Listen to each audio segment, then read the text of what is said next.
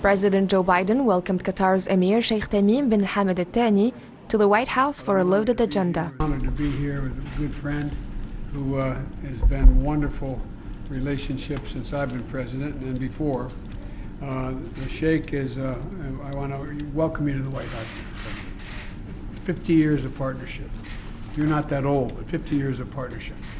And this past year, our partnership with Qatar has been central to many of our most vital interests. Biden is expected to lean on Qatar's leader for help in countering Russia's gas export dominance in Europe by sending some of the country's own supplies to the continent. However, it's unclear how much capacity Qatar has to divert gas to Europe, as it already supplies about 5% of Europe's gas, but the majority of its exports go to Asia. Analysts say the Gulf state is currently committed to several long-term export contracts, which could make a quick surge to Europe impossible. The meeting takes place as the U.S. seeks to reach an agreement with the Taliban government in Afghanistan, where Doha has served as Washington's diplomatic representative since November. The Emir's visit to Washington, D.C. comes as Russia's buildup of 100,000 troops along its border with Ukraine has sparked fears of an invasion and prompted a flurry of diplomacy that has yielded little progress.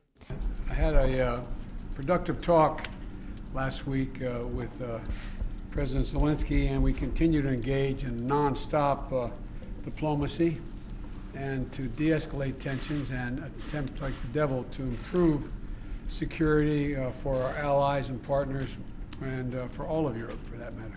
In the midst of the standoff, the Biden administration has been scrambling to come up with an energy security plan for Europe, which relies on Russia for roughly a third of its natural gas supply, which is used to heat homes and power the country's industrial and manufacturing sectors.